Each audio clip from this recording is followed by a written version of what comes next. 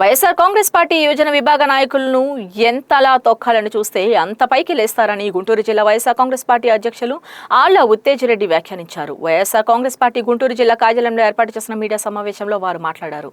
కేవలం వైఎస్ఆర్ కాంగ్రెస్ పార్టీలో ఉన్న యువజన విభాగ నాయకులను టార్గెట్గా చేసుకుని వారిపై కేసులు నమోదు చేయించి వారిని జైలుకు పంపి రాక్షస ఆనందం పొందుతున్నారని అన్నారు. తెలుగుదేశం పార్టీలో కూడా యువజన నాయకులు ఉన్నారు. గత ప్రభుత్వంలో ఏనాడైనా వారిపైన కేసులు పెట్టడం గానీ జైలుకు పంపడం గానీ చేశామా అని ప్రశ్నించారు.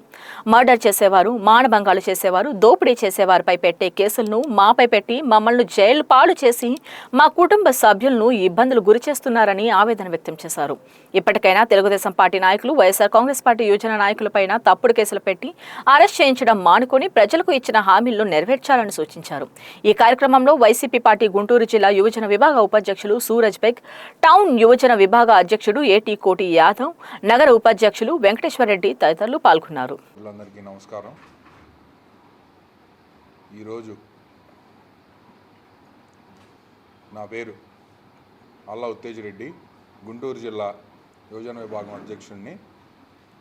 ఈరోజు వైఎస్ఆర్ కాంగ్రెస్ పార్టీ తరఫున యువజన విభాగం తరఫున ఈ ప్రెస్ మీట్ పెడడానికి కారణం ఏందయ్యా అంటే, ఈ కూటమి ప్రభుత్వం చేస్తున్న అక్రమ అరెస్టులను చూస్తూ ఉన్నాం.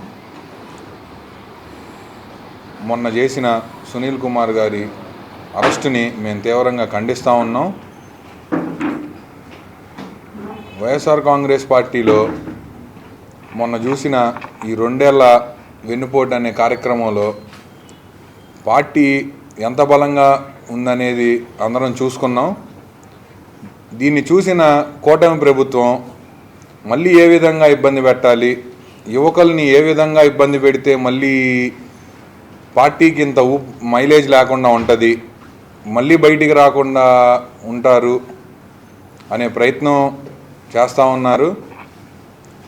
ఇటువంటి కేసులకి, అక్రమ అరెస్టులకి వైఎస్ఆర్ కాంగ్రెస్ పార్టీలో ఉన్న యువకులు భయపడేది లేదు. మీరు ఎంత అణిచివేద్దాం అనుకుంటే వైఎస్ఆర్ కాంగ్రెస్ పార్టీ అంత ఊపుగా బయటకు వచ్చే పరిస్థితి కనపడతా ఉంది. మొన్న విజయవాడ సంగతి చూస్తే, విజయవాడలో జరిగిన సంఘటన చూసినా అదే పరిస్థితి కనపడతా ఉంది. జగన్మోహన్ రెడ్డి గారు వెళ్ళి అక్కడికి వెళ్ళి ప్రశ్నించే వరకు గవర్నమెంట్ వచ్చి న్యాయం చేసే పరిస్థితి కనపడట్లేదు. అదేవిధంగా ఎవరైతే పార్టీలో ఉత్సాహంగా ఉండి బయట తిరుగుతూ ఉండి జనాల్ని మోటివేట్ చేస్తూ ఉన్నారో వాళ్ళని ఈ విధంగా అక్రమ అరెస్టులు చేసి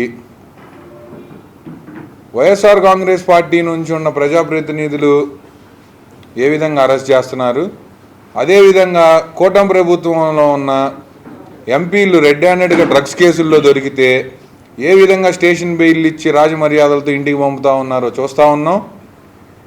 ఈ రాష్ట్ర ప్రజలు చూస్తూ ఉన్నారు. ఇటువంటి చర్యల్ని మీరు ఆపేసి మీరు ఇచ్చిన హామీల్ని నెరవేర్చే దిశగా మీరు వెళ్తే బాగుంటుంది. మీరు ఇటువంటి చేసే కొద్దీ వైఎస్ఆర్ కాంగ్రెస్ పార్టీ తరఫున యువజన విభాగం ఎప్పుడూ పోరాటాలు చేస్తూనే ఉంటుంది. పోరాటాలు చేస్తూనే ఉంటామని తెలియజేస్తూ సెలవు తీసుకుంటాం.